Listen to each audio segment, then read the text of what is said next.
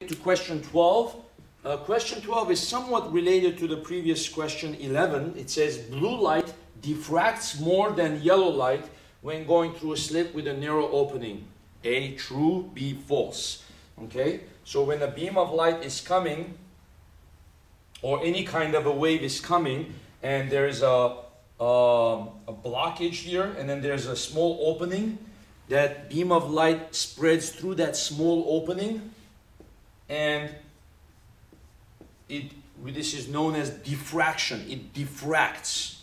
Okay, so it goes this way, goes this way, goes this way, goes this way, goes this way. So basically, when it's diffracting, it basically is interfering with itself. This end of the beam of light is interfering with that end of the beam of light, and that interference pattern is forming a diffraction pattern here, right? So you get central maximum, and then you get first maximum. This was kind of similar to the concept we talked about with the speakers, right? So then you get second maximum and so on like that. It turns out the equation of this is equal to d sine theta is equal to n lambda, right? The angle of diffraction, this is the angle of diffraction here, theta. The greater the wavelength, the greater the angle of diffraction. Okay? Actually, usually diffraction, they write it with the symbol A, where A is the thickness of the opening, right? So A sine theta. So let me write that word diffraction. Diffraction. Okay? So what can we learn from there? The greater the wavelength, the greater the angle of diffraction, so it diffracts more. Well, in the previous question, we learned about the visible spectrum. Roy G. Biv, we learned this is 700 nanometer. And then we learned this is about 400 nanometer. Right? So which one has the greatest wavelength? Red. So red diffracts the most. Then orange, then yellow, then green, then blue, then violet, right? So here, blue light diffracts more than yellow. So red diffracts more than orange. Orange diffracts more than yellow. Yellow more than green. Green more than blue. Blue more than indigo. Indigo more than violet, right?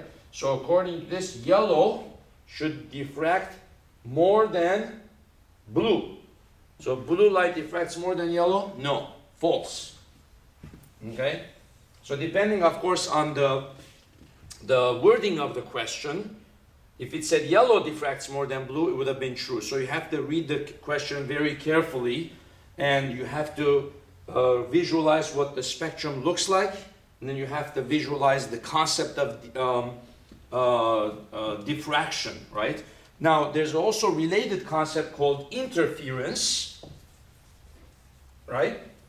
And interference means the beam of light comes, and let's say there's a very, very small opening here, and then there's a blockage, and then there's another blockage, and then there's another small opening, right? So now the beam of light from this opening and that opening are interfering with each other, okay? And it's forming a central maximum, a first maximum, so on like that. Okay, so the two waves meet at a certain location, and if their distance to that location is integer multiple of a wavelength, they interfere constructively, right? If it's an integer multiple of half a wavelength, they interfere destructively. The equation for interference is essentially the same. We usually write d sine theta is n lambda, right? And in that case, basically, it's the same idea. In this case, it's d. The distance between the slits becomes the d, and then that sine theta is equal to n lambda, right? So, same idea goes true for that.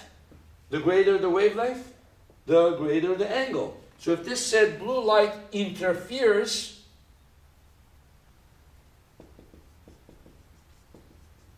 interferes more than yellow light when going through a slit with an opening? The answer would be no, right? So interference and diffraction, same behavior. Now, what will this cause? Well, because red will diffract larger angle, right? So if you have a white light beam of light coming over here and splitting up into the wavelengths, the central maximum will appear white. Then you start with having the other ones. You'll have violet. Then you'll have indigo. You have blue. You'll have green. You'll have yellow. You'll have orange. You'll have red.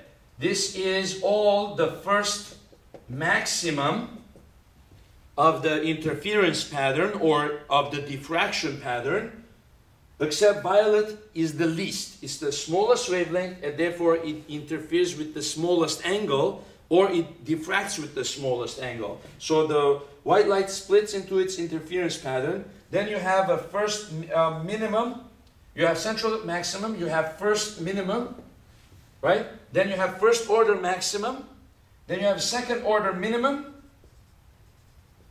and then what you have? The pattern will continue. Violet, violet, blue, yellow, orange, red, but it won't be as bright as the first order, right?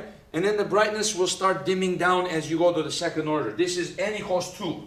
Second order interference or second order diffraction pattern, right? This is very important concept, particularly when we study spectral types of elements. Each element gives its own spectral type. The hydrogen gives the hydrogen bomber lines. Helium gives its spectral type. And then each color that we see from that element tells us what element we are looking at, right? Because hydrogen gives us a violet, two violets. It gives us a green, and it gives us a red, right? So helium gives us different colors. So and we can also study their first order spectral type, their second order, and their third order, and so on and so forth, right? So this concept is very useful in modern physics in studying the spectral types of the elements, identifying different stars from their spectra. Okay, thank you very much.